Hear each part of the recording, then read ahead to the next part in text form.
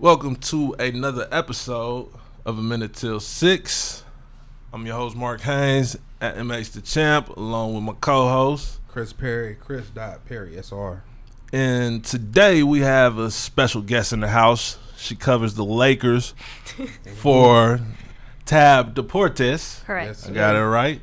Miss Leslie Torres. Hold on, Leslie Torres. Roll that R. There we go. There we go. Thank you for coming to chop it up with us and stuff. Thank you for having me. Oh, no, anytime. So, yeah, of course, as everybody knows, the big news in the world right now, you know what I'm saying, is, the passing of Kobe Bryant. Bean. And his daughter, Gianna, and the other seven passengers on his helicopter. And, so today we go dedicate this episode to, Kobe Bryant. We go do a lot of all talking about Kobe. And I guess we'll start with our guest. Thank you. Leslie, like what has Kobe meant for you? Well, for me, I born and raised here, so I'm a Lakers fan. Mm-hmm. And I remember just watching him play, and he really did bring a lot of happiness into my life because he won championships for us, and he Right, won, yeah. And for me personally, my favorite one is the 2010 one. So I was like, they beat the Celtics, and so from there on, I just been a Kobe fan. And then throughout, growing up in my career, it's just he's motivated me just because of the way he's been and for all the things he says and the inspiration he's been. And so it's tough. It's a tough one because it's unexpected. It kind of feels like surreal at the same time. I agree. I feel like it's still. I would see his pictures and videos and tributes and stuff, and I'm just looking at it and I'm like, that's Kobe. It's for real, he's not here. He's gone, or it's unreal, like you said. And it's still a lot of players are saying the same thing. Like it's just not. They don't feel like it's real still. Right. And what about you, CP? You've been a diehard Laker fan. I've been a Laker fan since I was a child, man. I got memories for days. Pretty much damn near all of the replays and stuff, clips they're showing of them. I remember watching them, live and things like that. Yeah, so, that's crazy. For me, it's like a mythological character that was in reality. You know what I'm saying? Like he transcended basketball. He touched people across the globe, as we've been able to see over this past week. And for me, it hit hard. It hit home really hard. It's your superhero, your childhood superhero. Not Superman, not Batman, but this was the person that you felt was just unstoppable. Right. He had powers. Right. And then for him to become human in that instant, basically, I think that's really what happened when he became human. Everybody. Right. And those of you who know me, know me for some long time. Right. My relationship with Kobe over the years is I like to think of it like kind of like the movie Black Panther, and you had T'Challa, who was obviously the Black Panther, and then you had Killmonger, and Kobe was my basketball enemy. Not like I played against him, but it's just like every player that I liked, every team that I went for, Kobe kept beating them, and I gotta argue with Laker fans like him, and it's so many Laker Kobe fans, and for years and years, probably almost, I liked him in the beginning, and it was so let's say about 17 of his 20 years, I just didn't like Kobe Bryant, the basketball player, and I argue every day. And now that he's gone, before he passed, I grew I started liking him a lot. Affinity, You know what I'm saying? I started, I loved the person I was seeing him become and be, and show that he was, the father to his, his kids, and a stand-up husband. Right. And I was like, man, those are things that I value, and I'm like, I really like Kobe. And then, as recently we had a couple of opportunities to potentially meet Kobe because we never met him. Yeah, same. And you know, one was a couple of weeks ago at the Mamba Sports Academy. And we ended up not going because we kind of had a day off, and it was just like, you know, we'll go in a couple of weeks because we got invited to watch his daughter play. Yeah. We was like, we'll go then. And then and then boom. This past week was the second time. Right. It's like, hey, Gigi's playing, and everybody be at the Mamba Sports Academy. Come over. I'm like, okay. And that was the morning that everything happened. Right. Crazy. Which is very unfortunate. So like to those, like it was for me, it was never a hate for Kobe. It was just he was the represented something. Yeah, the enemy, but he definitely was a huge part of my childhood. Like I said, 17 years of, you know, arguments and debates and heated discussions or whatever. And now that part, like we still talk about it. But it hurts. It hurts so much that, you know what I'm saying, he's gone. And, you know, this is the last we go see a Kobe. Yeah. You, surreal. Leslie, with you covering the Lakers, what has been your take on things as far as like the pulse of the team, the city, you're here in LA. The vibe is just sad. It's very sad. And after the Lakers had their whole like first game back from what happened and the whole tribute and everything, it's not sinking into people, and I think the whole city feels that way. It's like that's nice, but it's not gonna bring him back, or it's just like we're not ready to move on to that next level or celebration of what he's done in his career. We celebrated him when he retired, so it was like that to us was our celebration, and then that was it's just amazing. I don't think it's hit anybody really because LA still kind of feels this way. I went to the mall yesterday because, as we were talking about earlier, we're gonna go to Chicago for All-Star Weekend. So I was there, and to see so much Laker gear, so much Kobe gear, like everywhere, like from people you probably wouldn't even expect, like their kids, them, jerseys, hats. It's so much stuff. Not even the Lakers were winning, and they're in first place in the Western Conference. I had not seen that much gear until like this happened. So I feel like as a whole city, and it's a big city, like they're not. They came together. I'm not ready. I don't think they're ready either. So it's like, it's nice that they did like a whole tribute and they kind of addressed the whole thing. But it's like, we're not ready. I think that with a lot of death, I think a lot of times the closure doesn't come until the funeral or the memorial. That's sometimes when you after have a closing moment. You know what I'm saying? Something that can say, okay, this marks reality for me. And not to cut you off, but like what's crazy, like you said, how you go to the mall, which I haven't been out to the mall out here, but my budget ain't, I'm always on a budget, but play on the credit card.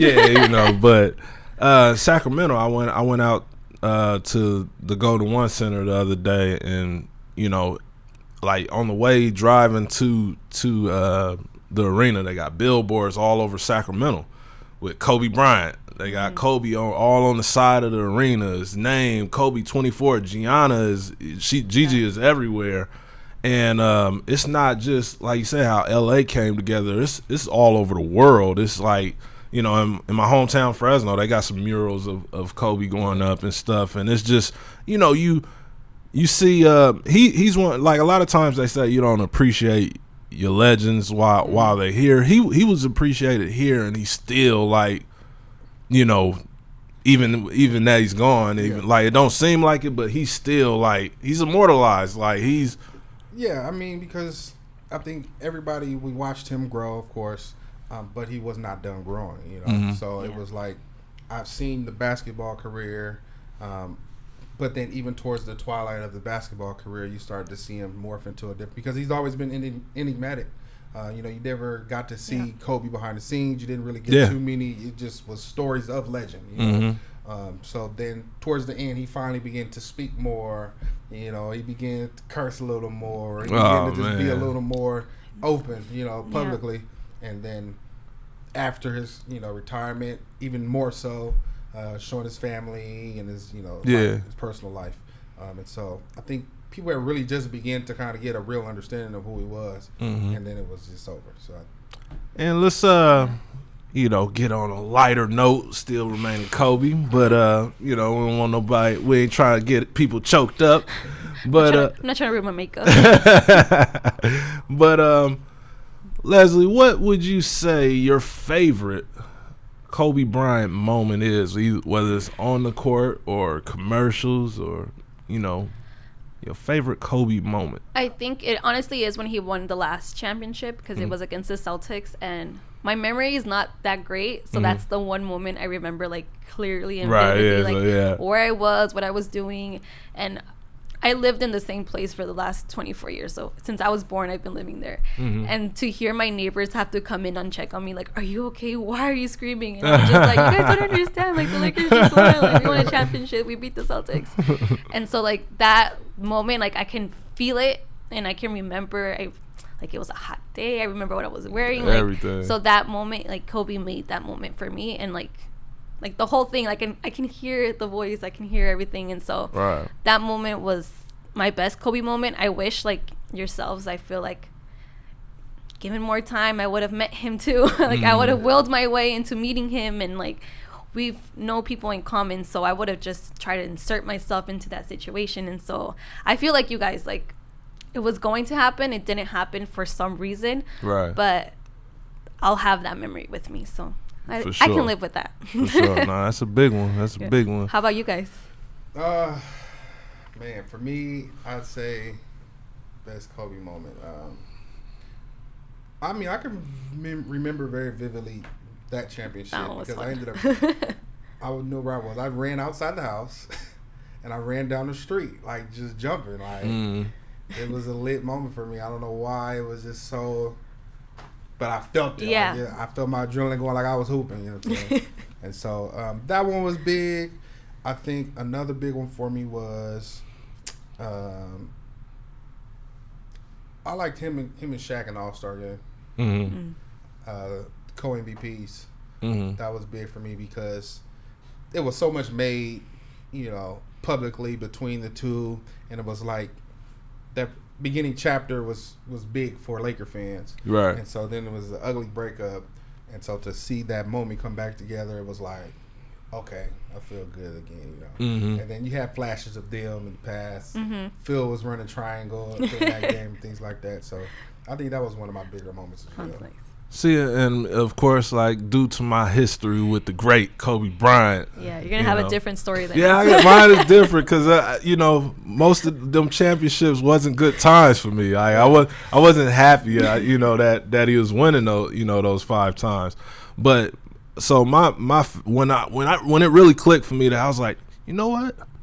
I like Kobe Bryant. Like, I'm liking this dude was that final season. His final season, the 20th year, and the last game where he went for 60, I fell in love with him. I fell in love with Kobe. I was like, man, I look back on all the championships and all the accolades, and I was like, no wonder I was so pissed off. Like, this dude, like, he was really dope. Like, and I was like, yeah, so he pissed me off time and time and time again or whatever. And I think I felt your change because I think we were messaging during that game. Yeah, I think so, yeah. And I was thinking to myself, like, Mark is talking about Kobe as like he's kind of a fan of him right now. Like, after all this it was time, weird. When we had these arguments, he's like speaking highly of him. So I noticed that change at that time too. Yeah, I think like the whole people who hated Kobe kind of, maybe that was the season for them too. That was like, oh, maybe he's not that bad after all. Right. And it's like, yes, you guys can finally feel what we feel. Like, that's what Snoop said it too. He was like, he's the only one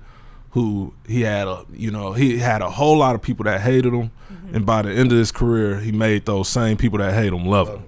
Which, Kobe, man, he like no denying, like, he was special, on and off the court. And like, what I really started liking about him is like his willingness to mentor and work with the other players, the next generation. Like, that's the quote that that's going around or whatever, how he wanted to inspire the next generation. And you know, look the NBA since his death, and how players are like, these guys is cutting up, like putting up people that you didn't think could score 50, and you know. So I think, like, you know, it's sad to see him go, but I think he's doing exactly, you know, what if he had to pick.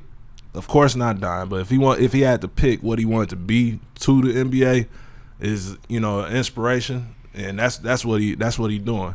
But not to keep just talking, but my favorite moment with Kobe it was a commercial.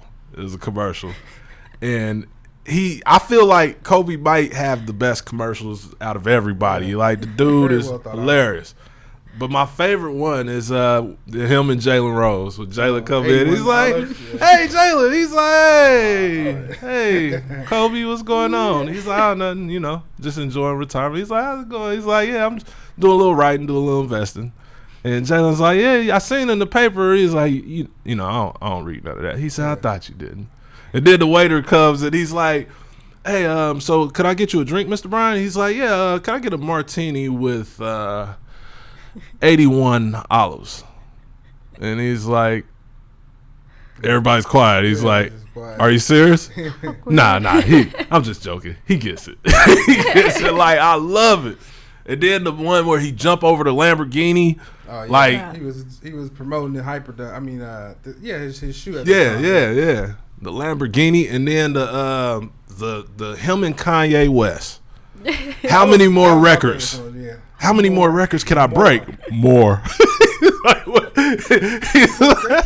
I think what makes it so funny is his straight face, because he's he's like serious, but it's like serious funny, which. And he's always been that. He's always been that. Like, you can't think of many times of him smiling, and the majority of his stories have been like joking, condescending type of things that people didn't get, like sarcasm. Very sarcastic. Oh, I love that sarcasm. That's my favorite. And like we talked to multiple people that's you know, been around them, whether they trained with them or trained them like Irv Rowland and Thomas Scott. They all say like he was really fun. He was fun to be around, but you know, he's business when it comes to business. So he had a real good, you know, on and off switch. Yeah. But you know, man, it's tough. And then like you look at his daughter, which is really sad, and she had a, you know, promising life, and not even just career but life. Yeah. You know, and what his wife is going through is just, you know, it's just. You know, it's tragic. It's tragic, and it's like you said, he's a superhero. No, this ain't Kobe. Yeah.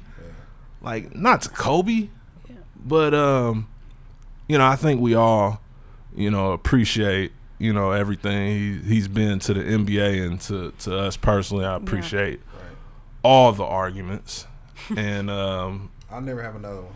Yeah, I can't say that, but it's definitely from a different perspective for sure. For me, now I'm to the point, you know, which I already was getting there, was like just respect what they are, what they were, and what they are to the game. I really don't have an argument, you know, left or right.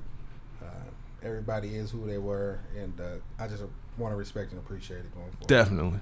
Definitely. That's a solid plan. Yeah. And being Miss LA out Am here. I? Yeah, you know, I'm giving you the title right now. Yeah, there we go. We're gonna change the Instagram. Yeah, LA Deportes. Where can we find you at on Instagram and stuff if people are looking? Well, I just changed my handle, so I you went through that. New handle, who this? It's Leslie with _E_TV. Leslie _E_TV. Yeah, so LESLIE_TV. And Leslie, and I think that's what it is. Yeah. What exactly do you do when you do your thing at Tab Deportes? So I cover the Lakers or any LA team in Spanish, so I'm bilingual, and I do a pregame stand-up, so I kind of review what's going to happen. I do a post-game stand-up, so I kind of explain what happened during the game, all in Spanish. And then during the middle of it, I do some social media, so I'd be posting on their stories, taking pictures, whatever I can to give the Latino community a sense of what is happening in this game, and mostly through my eyes and through what I see. So that's what I do.